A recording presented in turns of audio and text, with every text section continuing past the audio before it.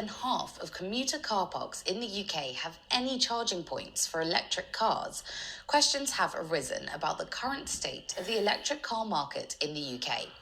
Well, I've been speaking to the CEO of electric car scheme, Thom Groot, about the findings and about what more can be done to encourage people to take up the greener way to drive. Looking at charging for commuters that drive electric cars. So we looked at kind of business car parks, park and rides, but also station car parks, and found that less than 1% of parking spots had an electric car charger, which is obviously a big issue. If you do commute by electric car, it might put a lot of people off, especially if they can't charge at home because they haven't got space in their driveway because they live in a terraced house or a flat, for example. So I guess we feel that's one of the major blockers for people to get into electric cars, alongside obviously the affordability, because electric cars are still significantly more expensive than petrol and diesel.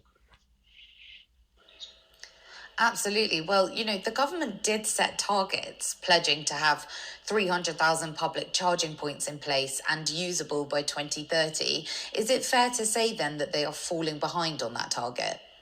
I think that's right. It depends a little bit on your definition, because obviously a lot of people can charge at home, and more offices are now providing charge points.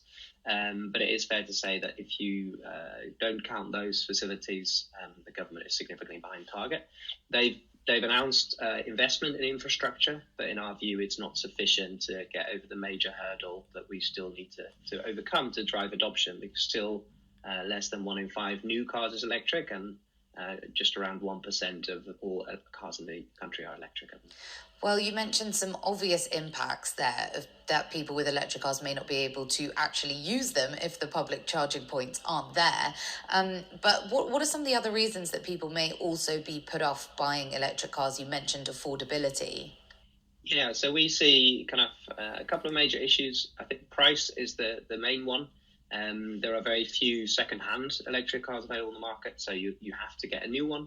And a new electric car is typically 20, 30, sometimes 40% more expensive than a petrol equivalent.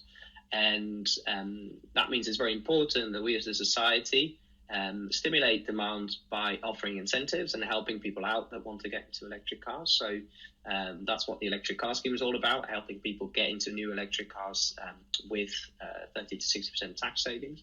And obviously the other blocker is basically charging infrastructure, and that's what people worry about. Like, will I run out of electricity when I'm out and about?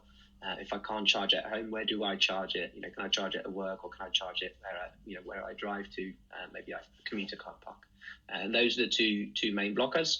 We're obviously helping as a company with the first, but we'd love the government to do more on both of those points to help drive take up, because we are a million miles away from hitting our net zero targets at the current. Absolutely. Well, what can be done then to encourage more drivers to take up electric cars? Obviously, there are benefits for the environment, but is that enough to encourage people? I think that is an important factor in encouraging lots of people to get into it, the early adopters, if you will. But to get everyone across the UK to get into an electric cars, we have to focus on two things. One is affordability. So currently there are company car tax incentives to get company car drivers into electric cars, and through the electric car scheme you can also do that through something called salary sacrifice, effectively paying for an electric car out for your salary before tax, which helps save 36 to 60% depending on your tax rate. And I guess we're calling on the government to extend that benefit till 2030 to really help with affordability, help get more new cars to be electric, which in turn will also help more second-hand cars come onto the market and make it easier for people to get into electric cars.